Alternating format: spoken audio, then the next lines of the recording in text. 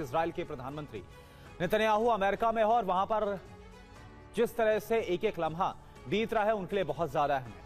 Netanyahu के पास अब उस लक्ष्य को हासिल कर लेने का मौका है जिसके लिए इजराइल बरसों से मुहिम पर है। इजराइल का वो मिशन पूरा हो सकता है जिसके लिए इजरायली जासूसी एजेंसी के कई एजेंट अपनी जान तक दे चुके हैं और सरकार करोड़ों डॉलर खर्च कर चुकी है।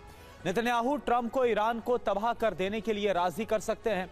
ईरान से पिछले हमले का इंतकाम लेने के साथ ही उसके परमाणु मिशन को हमेशा के लिए खत्म कर सकते हैं। देखिए आप। नेतन्याहू मौजूदा दौरे का पूरा फायदा उठाना चाहते हैं। नेतन्याहू अमेरिका को वार्ता में खास शर्त जोड़ने की मांग करेंगे। नेतन्याहू अमेरिका को ईरान के मिसाइल खतरे को लेकर बात करेंगे। नेतन्याहू अब जून में हुए हमले का इंतकाम लेना चाहते हैं। नेतन्याहू ईरान के परमाणु मिशन का संपूर्ण अंत चाहते हैं। नेतन्याहू ईरान की बैलिस्टिक मिसाइल शक्ति छीनना चाहते हैं। इजराइल एक बार फिर से ईरान में विरोध भड़काने का प्लान कर चुका है। ईरान में विरोधियों को एकजुट करने और प्रदर्शन करवाने की जिम्मेदारी मोसाद के एजेंट्स को दी गई है। इजराइल की तरफ से ईरान में मौजूद विरोधियों को फंडिंग भी की जा रही है ताकि ईरान में प्रदर्शन हो सके। इजराइल की कोशिशों का असर भी दिखा। इस्लामिक क्रांति की सालगिरह पर जश्न के दौरान भी खामनी के खिलाफ नारे लगाए गए। ईरान की एक रिपोर्ट में दावा है कि इजराइल ने ईरान में सीरियल धमाके का प्लान तैयार किया। ईरान के बड़े ठिकानों पर मोसाद एजेंट ब्लास्ट करने की कोशिश में है। इजराइल के टारगेट पर ईरान की सेना के दफ्तर है। कार बम से भी ईरान के कमांडर्स और नेताओं पर हमले का प्लान बनाया गया है।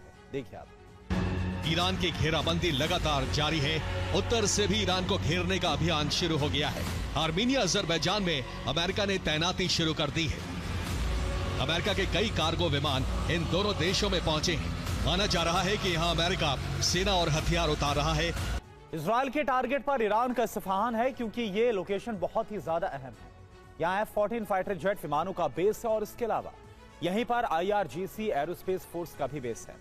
ईरान ने यहाँ पर केमिकल प्लांट भी लगाया हुआ है। इस्फहान पर भारी बमबारी हो सकती है क्योंकि यहीं पर न्यूक्लियर ईंधन का भंडार भी है। इस्फहान में सेना की 8वीं नजफ डिवीजन भी तैनात है।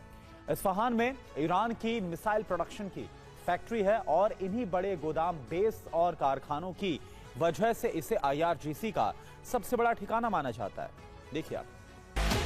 पूर्व अमेरिकी विदेश मंत्री ने माना है कि ईरान में दंगाइयों को अमेरिका की ओर से बहुत मदद प्रदान की गई है।